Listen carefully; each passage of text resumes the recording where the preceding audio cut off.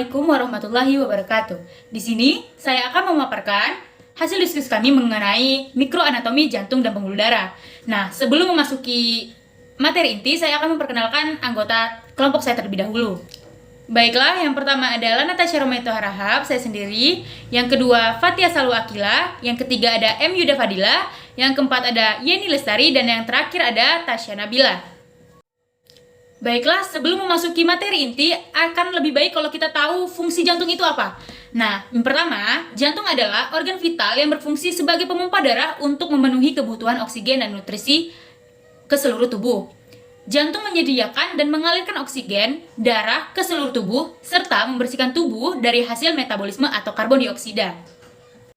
Baiklah, saya akan memasuki materi yang pertama, yaitu mikroanatomi jantung. Mikroanatomi jantung. Jantung adalah organ dengan 4 berongga dan berotot yang terletak pada rongga dada di bawah perlindungan tulang rusuk dan sedikit ke kiri sternum. Jantung berada di dalam kantung yang berisi cairan yang longgar yang disebut dengan perikardium. Keempat ruangan jantung yaitu ada atrium kiri, atrium kanan, ventrikel kiri, dan ventrikel kanan. Baiklah, kita akan memasuki mengenai katup-katup pada jantung. Katup-katup pada jantung itu dibagi menjadi 2, yaitu ada atrioventrikular. Atrioventrikular ini meliputi katup triskupit, yang dimana katup atrioventrikular ini katup yang berada di antara atrium dan ventrikel.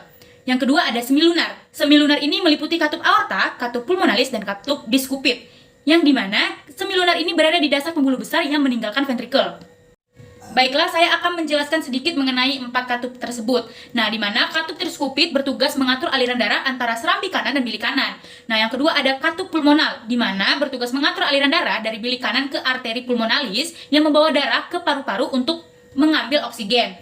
Yang ketiga ada katup biskupit, yang dimana bertugas mengalirkan darah yang kaya oksigen dari paru-paru mengalir dari serambi kiri ke bilik kiri. Yang terakhir ada katup aorta, bertugas membuka jalan bagi darah yang kaya akan oksigen untuk dilewati dari bilik kiri ke aorta atau arteri besar di tubuh. Selanjutnya saya akan menjelaskan mengenai dinding jantung, di mana dinding jantung itu dibagi menjadi 3 bagian, yaitu ada perikardium, miokardium, dan endokardium. Baiklah, saya akan menjelaskan mengenai bagian-bagian jantung tersebut, di mana jantung itu diselubungi oleh kantung berdinding ganda yang dinamakan perikardium, di mana bagian yang agak renggang dari bagian superficial dari kantung yang dinamakan perikardium fibrosa. Lapisan fibrosa ini membantu melindungi jantung dan menahan struktur sekelilingnya seperti diafragma dan sternum.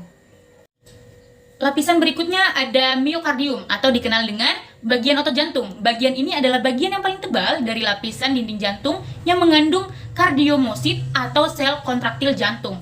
Otot jantung bertindak sebagai sel fungsional dengan kontraksi cepat, tersinkronasi yang bertanggung jawab untuk memompa darah ke seluruh tubuh. Secara fungsional, otot jantung mengandalkan gradien elektrokimia dan potensi menghasilkan gaya kontraktil untuk setiap detak jantung. Baiklah, yang terakhir itu adalah bagian yang terdalam. Nah, di mana bagian terdalam ini biasa disebut dengan endokardium, yang merupakan membran tipis sebagai pembatas dan memberi efek berkilau di permukaan dalam jantung. Secara histologi, endokardium memegang peran penting dalam morfogenesis jantung dengan mengatur kardiomiosis ke dalam konfigurasi yang sesuai untuk perakitan pembuluh darah jantung. Baiklah, materi selanjutnya yaitu fiksator jantung, di mana materi ini akan disampaikan oleh rekan saya yaitu Tasya Nabila. Kepada Tasya Nabila dipersilahkan.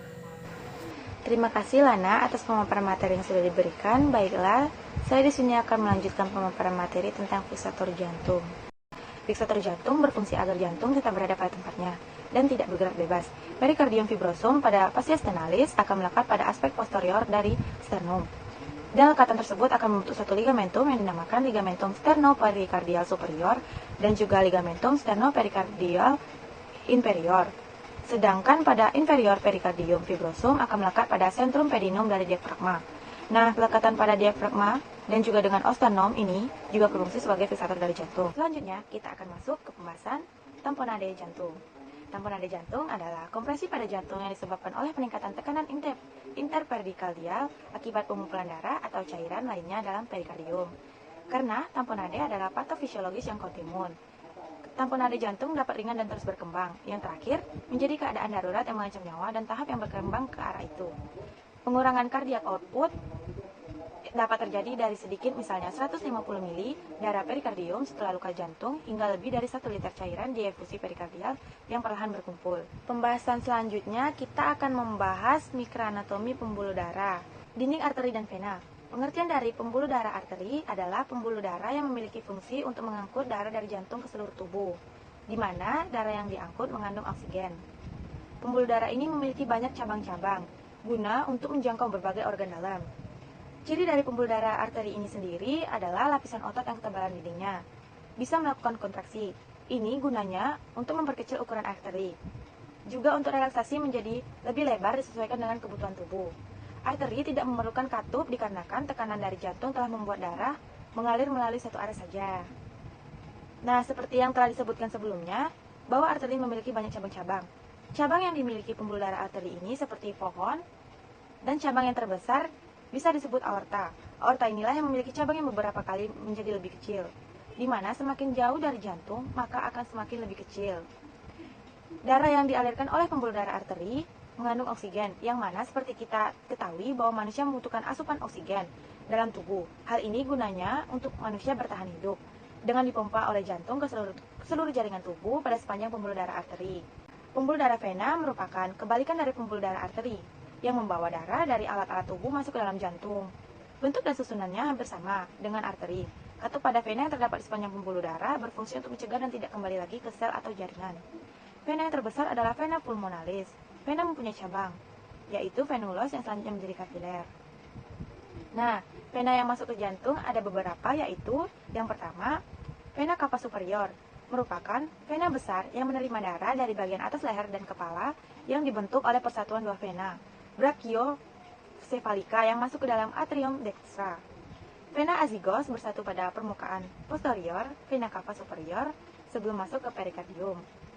Lalu yang kedua, ada vena inferior, menerima darah dari alat-alat tubuh bagian bawah, menembus sentrum pandium setinggi vertebrae collalis dan masuk ke bagian terbawah atrium dextra. Lalu ada vena pulmonalis, dua vena pulmonalis yang meninggalkan paru-paru membawa darah teroksigenasi, banyak mengandung oksigen, dan masuk ke atrium sinistra.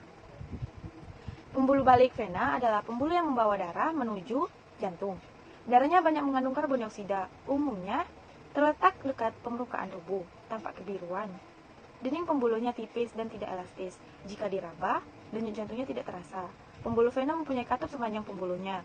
Katup ini berfungsi agar darah tetap mengalir satu darah. Dengan adanya katup tersebut, aliran darah tetap mengalir menuju jantung. Jika vena terluka, darah tidak memancar tetapi membes dari seluruh tubuh pembuluh darah balik bermuara menjadi satu. Nah, arteri dan vena terdiri dari 3 lapisan, yaitu yang pertama ada tunica interna atau tunica intima, lapisan bagian dalam pembuluh darah yang terdiri dari epitel squamosa, sederhana yang disebut endotelium yang terletak di atas membran basal, dan lapisan tipis jaringan ikat. Endotelium bertindak sebagai penghalang selektif permeabel untuk bahan yang akan memasuki atau meninggalkan aliran darah, mengeluarkan bahan kimia yang merangsang pelebaran atau penyempitan kapal, dan biasanya menolak sel darah dan trombosit sehingga mereka mengalir bebas tanpa menempel pada dinding pembuluh darah. Ketika endotelium rusak, trombosit membentuk gumpalan darah. Dan ketika jaringan di sekitar pembuluh darah mengalami peradangan, sel-sel endotel menghasilkan molekul sel adesi yang menyebabkan leukosit untuk memenuhi permukaan. Hal ini biasanya menyebabkan leukosit berkumpul di jaringan untuk tindakan pertahanan yang dibutuhkan. Lalu yang kedua ada tunica media, lapisan tengah biasanya paling tebal. Ini terdiri dari otot polos, kolagen, dan dalam beberapa kasus jaringan elastis. Jumlah otot polos dan jaringan elastis bervariasi antara pembuluh darah yang satu dengan pembuluh darah yang lain. Tunica media memperkuat pembuluh dan mencegah tekanan darah pecah, menyediakan vasomotion, perubahan dalam diameter pembuluh darah. Lalu yang ketiga ada tunica externa. Tunica adventitia adalah lapisan terluar. Ini terdiri dari jaringan ikat, longgar yang sering menyatu dengan pembuluh darah, saraf atau organ sekitar lainnya. Baiklah, sekian penyampaian materi dari kelompok kami mengenai mikroanatomi jantung dan pembuluh darah. Dari kelompok kami, jika ada tutur kata yang kurang berkenan, kami mohon maaf. Wassalamualaikum warahmatullahi wabarakatuh.